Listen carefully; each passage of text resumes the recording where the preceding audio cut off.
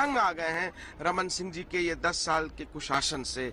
असुरक्षा का माहौल है, भ्रष्टाचार व्यापक है, लोग अब परिवर्तन चाह रहे हैं, एक अच्छी सरकार चाह रहे हैं।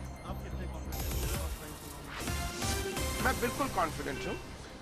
जो प्यार मरवाही की जनता ने मेरे पिताजी को दिया है वही प्यार मुझको भी मिलेगा, मुझे पूरी उम्मीद है। वेदविलास जी, बड़ा सवाल है, 10 साल से रमन सिंह सत्ता में है, भले ही कप्तान हो और कप्तान का चेहरा सामने रखा हो, लेकिन बिना कप्तान, एक तरफ टीम है कांग्रेस की, वहां पर कप्तान नहीं है, दूसरी तरफ बीजेपी की अगर टीम देखें वहां पर सिर्फ कप्तान नजर आता है।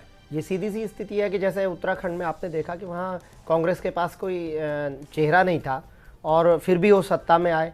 सवाल मैं आपको बताता हूँ, जैसे भारतीय क्रिकेट टीम थी एक बार की, गावस्कर तो बैट्समैन अच्छे थे, कप्तान अच्छे थे, लेकिन पूरी टीम में कोई बल्लेबाज नहीं था। तो जरूरी नहीं कि हर बार चेहरा ही आपको चुनाव को ले जाए, लेकिन दूसरी तरफ यह है कि दूसरी तरफ खिलाड़ी बहुत हैं, तो कहीं ऐसा ना हो कि गोल अपने पर ही कर दे। लेकिन सवाल कांग्रेस का, शंभुनाथ जी, क्या कांग्रेस को इस बात का नुकसान होगा या फायदा? देखिए, कांग्रेस को इसका नुकसान होने की संभावना ज़्यादा है। खुद राहुल गांधी इस पर चिंता जता चुके हैं कि कांग्रेस में फूट है और इस फूट का नुकसान उठाना ही पड़ेगा। उत्तराखंड में स्थिति ये नहीं थी, वहाँ फूट नहीं थी, नेता भले ना हो लेकिन फूट नहीं थी। बस यही कि यहाँ ना नेता है और आपस में फूट भी है।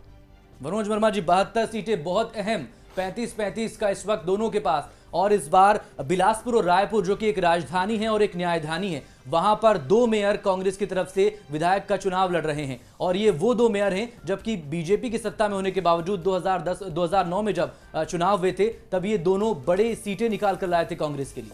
देखिए, विधानसभा चुनावों में या कोई भी चुनाव होता है उसमें चेहरे महत्वपूर्ण भूमिका निभाते हैं, लेकिन अगर हम ये मान के चलेंगे कि सब कुछ वही चेहरा ही निभाता है तो गलत साबित होंगे।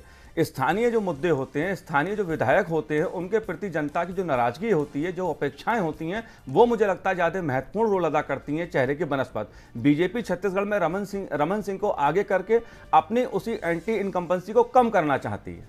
लेकिन सवाल है, क्या वो एंटी इनकम्बेंसी कम हो पाएगी?